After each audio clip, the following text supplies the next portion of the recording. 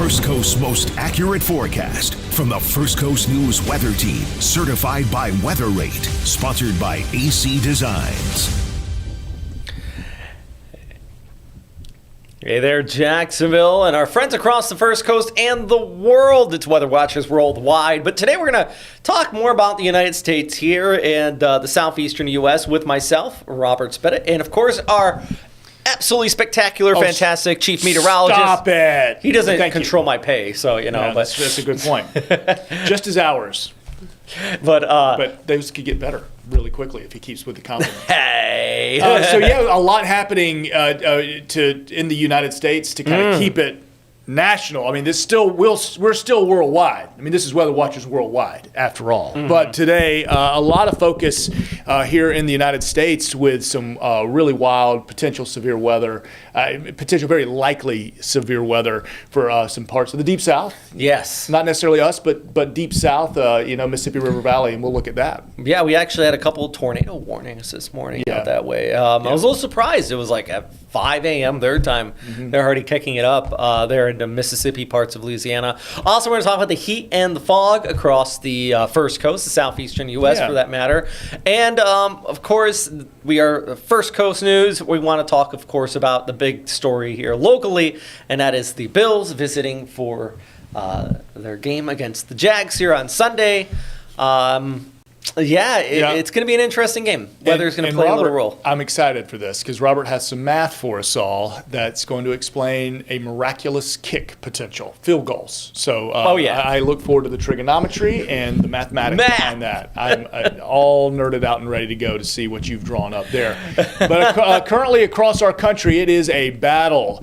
You know, they call them fronts. You remember when we're studying our meteorology textbooks, and why do they call these things fronts? And the original kind of naming for a front was literally because of battles, battle fronts, front lines being drawn as armies would march across battlefields. What is the front? And that's how we have the nomenclature a front. Why do we call it a front? Well, that's kind of why. It goes back to those kind of naming rights and things like that. But it truly is a battle with what you see west of the Mississippi River, frankly, with that really cold, dry air.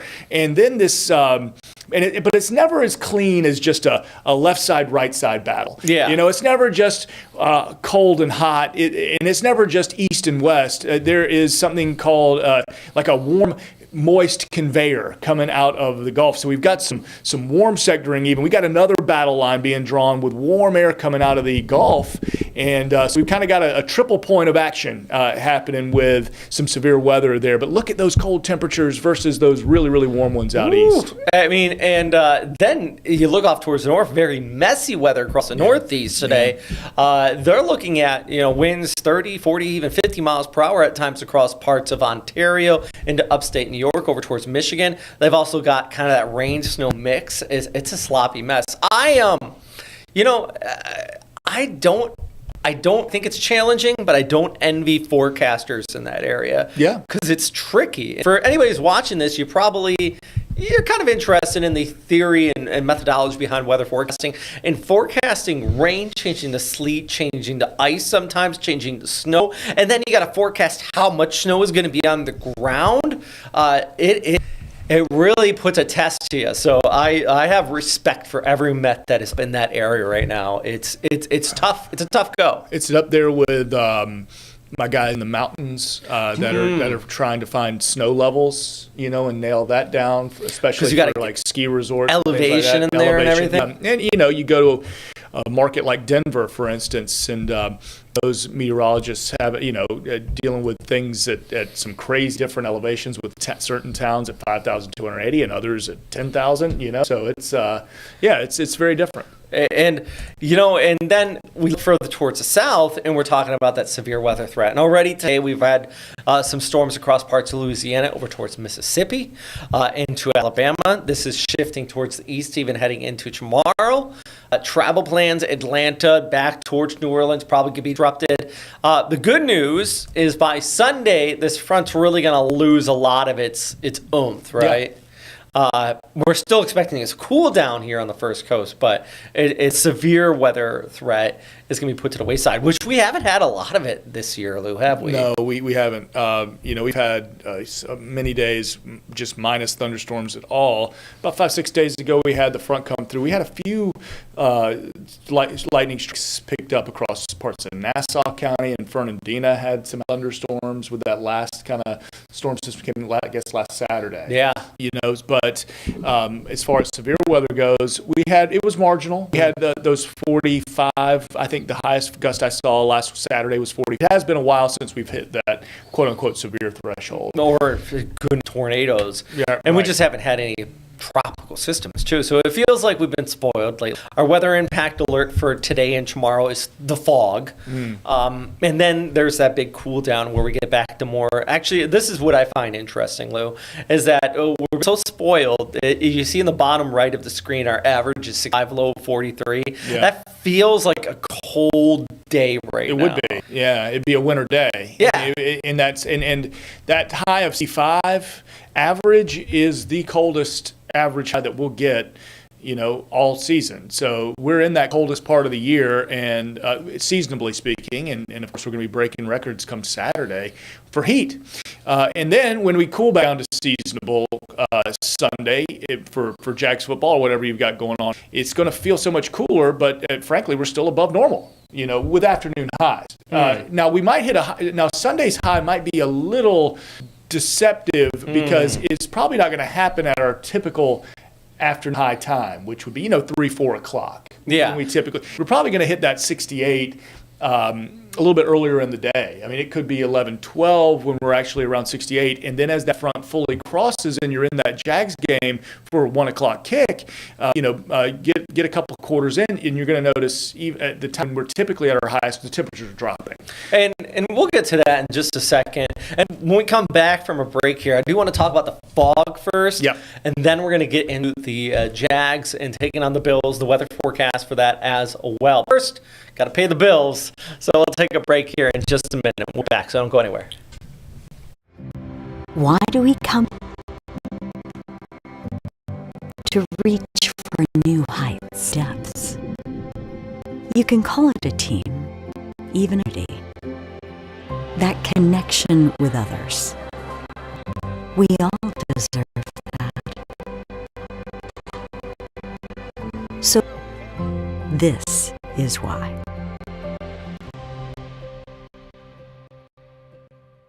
Swing into luxury, where golf and community come home. Located in St. John, Florida, Stillwater is a premier 55-plus active adult where golf is in your backyard. This bundled golf course championship 18-hole course, top tracer practice facility, and resort-style amenities.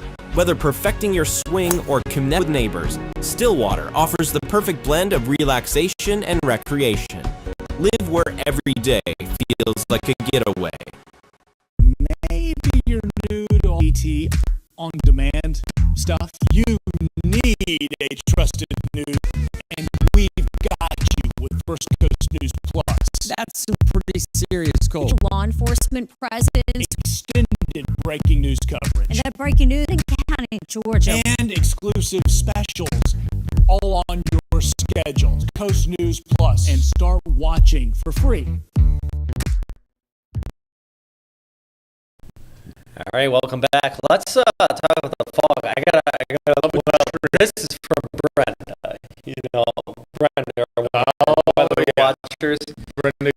This just we were talking about reminds us of Stranger Things or It.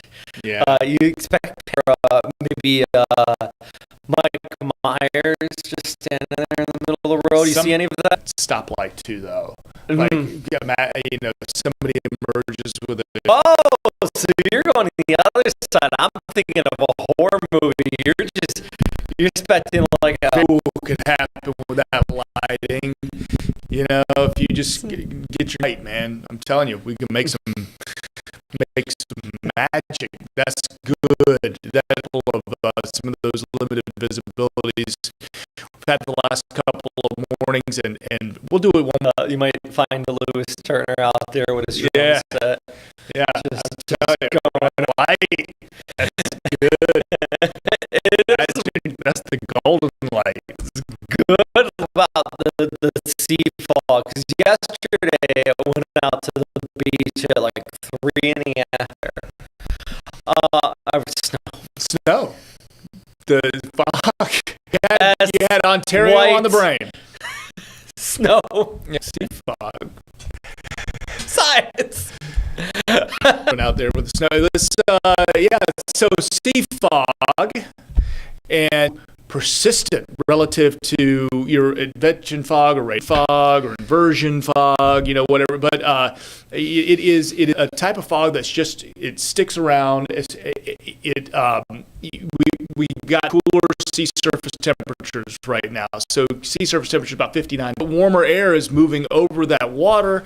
You reach a saturation point as some of that cooler air kind of evaporates up and into that air, and you've got a cloud on the ground. And the problem is so thick and so dense because the dew points are generally pretty high. The higher the dew point that meets the air temperature, the more dense fog you're going to air temperature of 60 meeting a dew point of 60, kind of muggy sort of thing. You're going to get that fog, and the problem, among other things, the sun angle being enough to break through that and really mix up the atmosphere and create a separation between air. So one thing I did notice is that sun angle when I was out there yesterday. It was just, and it's the same as Brenda's photo here. It's just like, very diffuse. Notice is the closer you get to the coast, the temperatures are cooler. Yeah. Because we had that east-southeast wind yesterday, about 5 miles an hour. And generally, when we talk about fog, especially a bit further inland, if you start getting winds 5 to 10 miles an hour, it clears us out. Again, it mixes up. Sea fog isn't. And with that east-southeast wind, all that's doing is beach and taking that cooler air that's coming in off the sea right over. So that's also fighting the battle against the sun of warming us up. Nothing's worse than being on a ship in a kind of maritime polar atmosphere.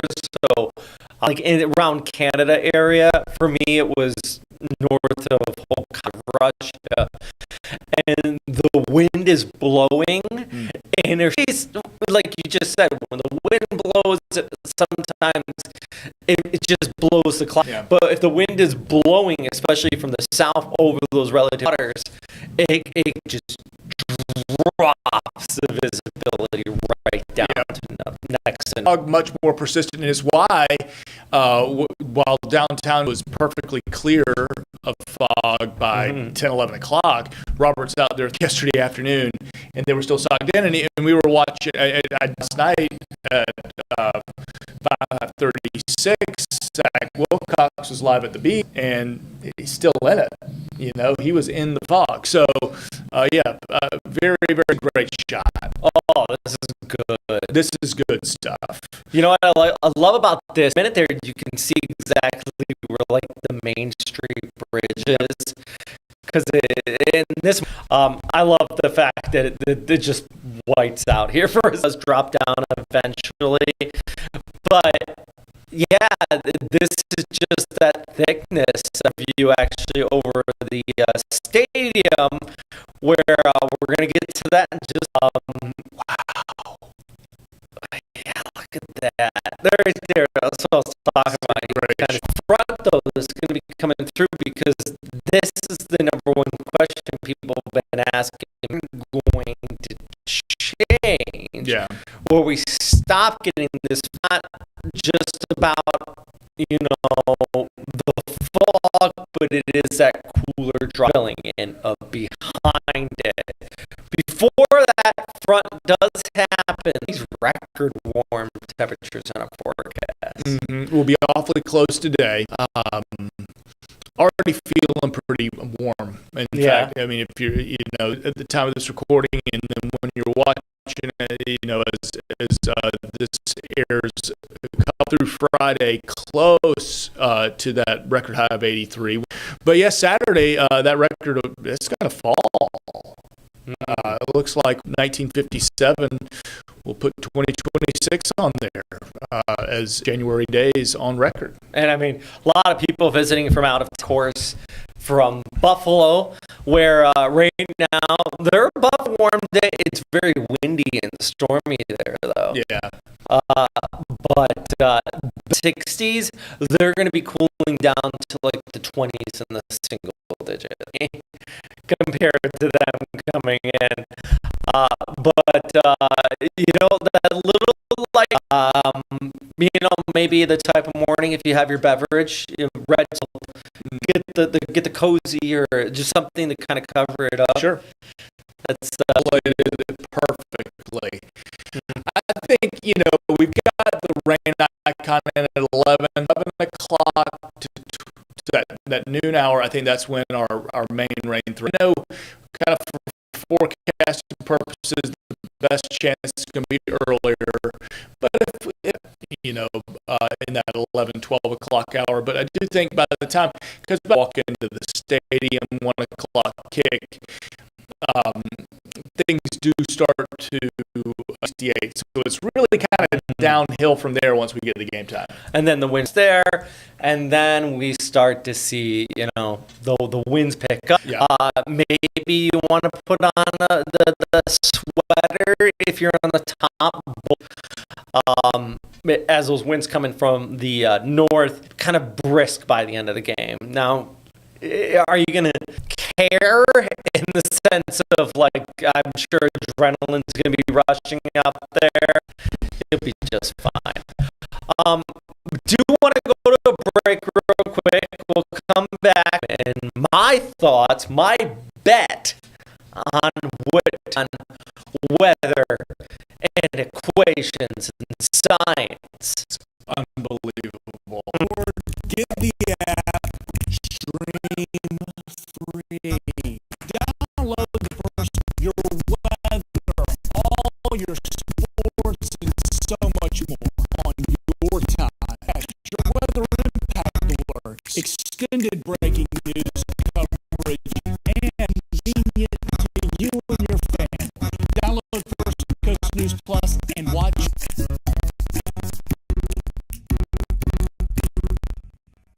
I knew I needed the things I wanted to do, specifically golf. Throughout Brooks Rehabilitation, people with many injuries across the board were real together. That way they can get back to the sport or activity. Anyone who needs physical therapy, it enabled me to get back on the golf course. Nothing breeds competition and camaraderie in a community like Speta has a unique way of bringing people together. Your First Coast sports team, the game, where wins don't always make winners, and the L's don't mean more than the trophy. It's where the real stories are told. Streaming on First Coast News Plus. All right, so let's talk about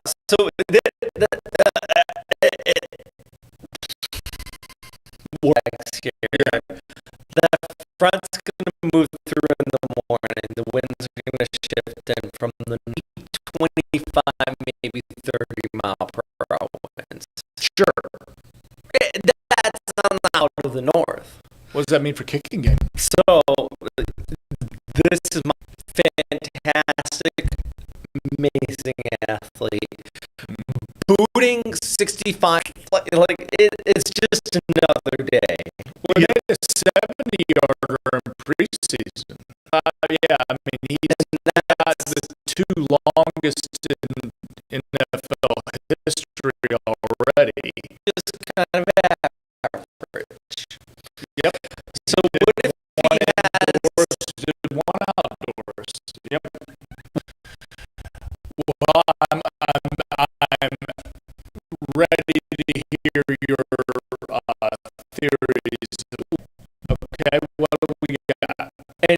and this is in the best, the ball will hang 4 to 5 seconds. Okay. Now that changes based on the drag of the football and it lingering. That could add 20, 30s based on it lingering there for 5 seconds on the heavy side.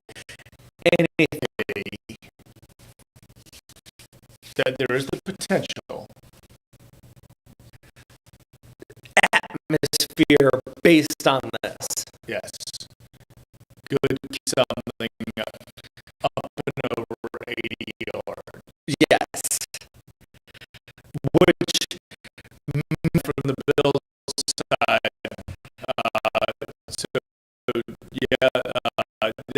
Jags, excuse me. The ball will be placed on the 30. Yes. So they're there. So I think the only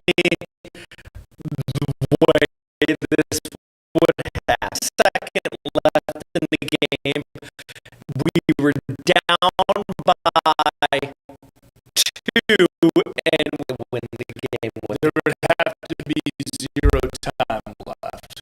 0. You can't be allowed. You want to make sure, because if they turn it over, then they're in last part of the game. There's no other options. We have to kick an 80. The wind is right, and the way Cam Little is just putting anything hit. Last week, whatever the record was 2 weeks ago, like it just fell at the crossbar. Yeah. I mean, it was driven into the preseason. He hit it from 70. He's probably, behind that. So, wishful thinking, hopefully it's like 1 second left in the half. Yeah. What the heck? Trying to throw like a Hail Mary. And trying to get some points last second in the half. Yeah. Let's see it. Let's see what good team if a kicker. Yeah.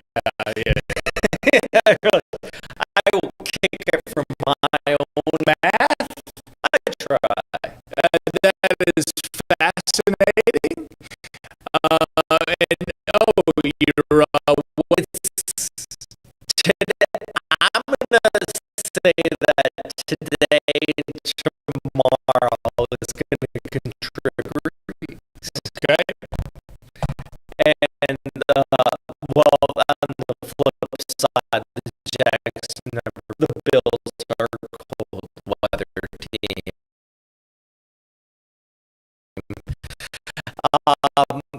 But they've never beat us in the 50 or below. So it's kind of going to be new, uncharted, have lean Jags' way for that. So now that it's Friday and we're up against the weekend and on social media back and forth between fans and anymore, I'm just out. I'm so nervous. Big weekend. Across Jacksonville. Downtown's going to be a little for Duval. So, yeah, going to be the good stuff here downtown Jackson. Or you're coming down and going to do the whole experience with tailgate. And in history, I mean 5 times Jags have been in this position.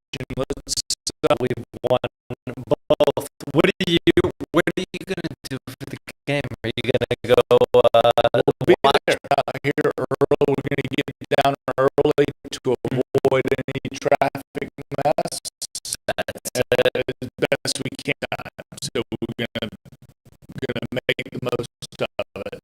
And it's funny because you can't hear it, but maybe form us. So already getting everybody hyped around the stadium and around. Thank you for another wonderful Weather Watchers Worldwide. You've educated me with field goals.